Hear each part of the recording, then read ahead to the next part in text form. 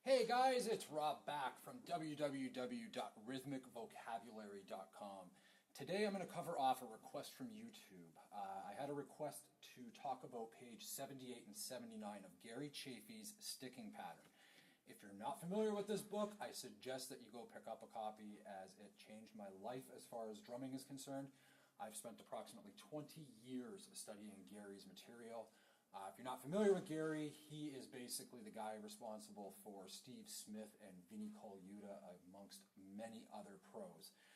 So basically what page 78 and 79 is taking a 3-against-2 polyrhythm and subdividing that into other rates. Now, this is advanced material, but I believe that it is accessible to everybody with a little bit of patience and some understanding, and I'm hoping to do that for you with this video.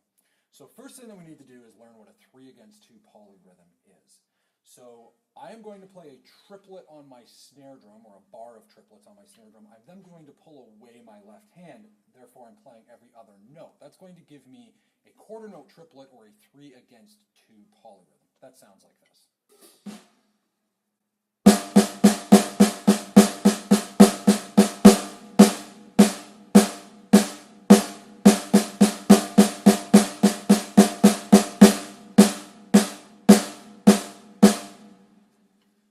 So that's our 3-against-2 polyrhythm, and I think most people are familiar with hearing that as it is used in some popular music, especially in Afro-Cuban music and in a lot of jazz.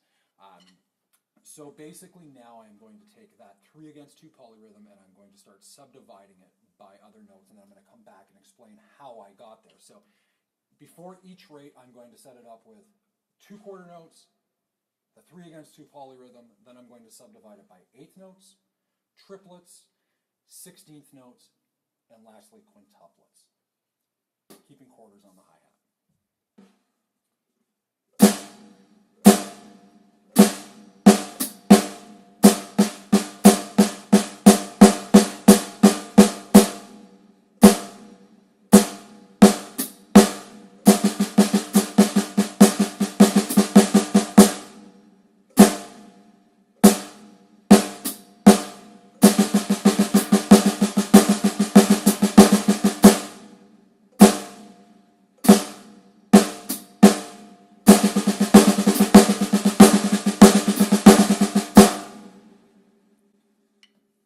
So that's all the subdivisions.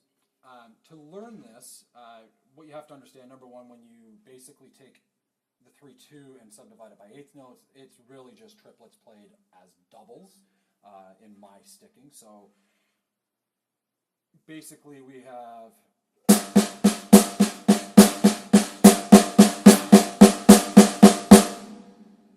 the rate is the same, it's only the phrasing that changes.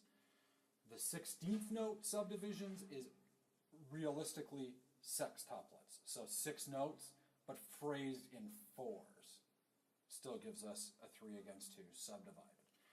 The 2 challenging ones is when we subdivide it by 3, which is 9/2, or 15, or what quintuplets, I'm sorry, which is 15/2. Those are the 2 tough ones. So we need to figure out how to play 9-against-2. Basically what we need to do is we need to take 9 note groupings and play every other beat. So the basic breakdown, I'm just going to snap it out, is 1, 2, 3, 4, 5, 6, 7, 8, 9. 1, 2, 3, 4, 5, 6, 7, 8, 9. So the quarter note actually falls between count 5 and 6. 15 is exactly the same. It's pretty fast for me to count it out, but the quarter note basically falls between 8 and 9. You can write this out by doing a grouping of 15, take away every other note, and you'll see exactly where that quarter note falls. So I am going to play the triplets slowly so that you can hear it really well against the quarter note here. And again, I'll set it up with quarter note, the 3-against-2, and then I'll do a couple of bars of just the triplets. So we have.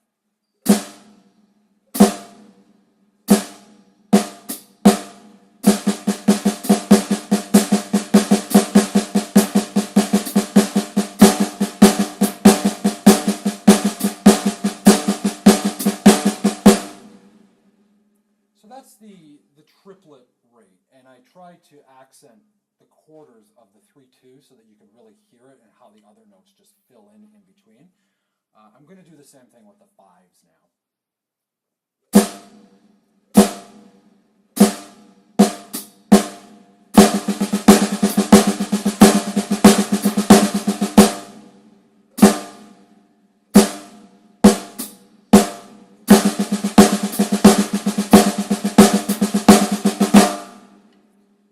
So the stickings that I'm using here for the triplets is just right, left, left, right, left, left, right, left, left.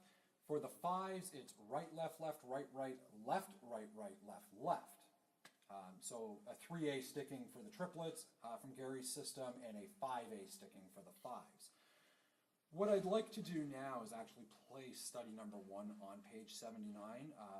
I'll just play quarters on my hi-hat, and I'm going to play it on the snare drum.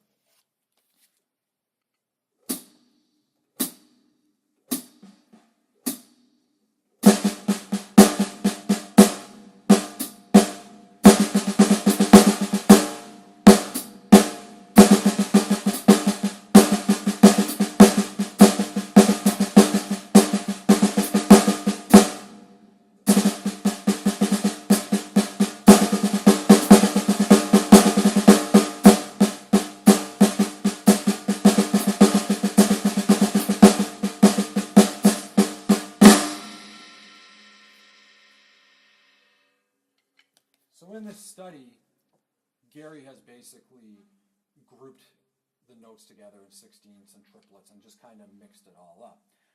I believe that this stuff is really valuable to learn, simply because, you know, when you play a 9 against 2, it's a little bit faster than playing 16th notes. Not quite as fast as a quintuplet. So it kind of gives you that in-between rate, and sometimes the music does call for it. I sometimes use this as a linear phrase of right-left bass drum that I will play around the toms. And I'm just going to give a couple of examples of how I use this on the kit. Again, just keeping quarters on the hi-hat.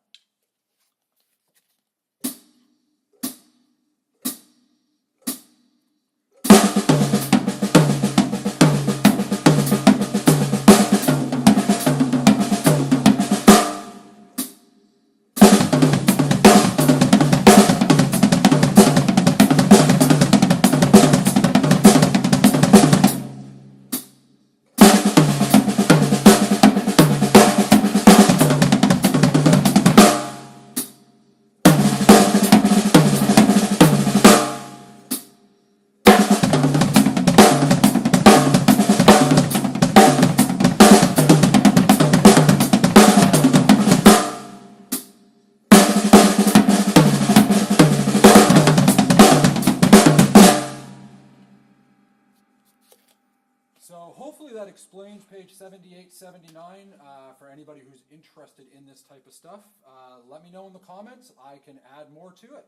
Again, Rob out, www.rhythmicvocabulary.com, www.facebook.com/rhythmicvocabulary.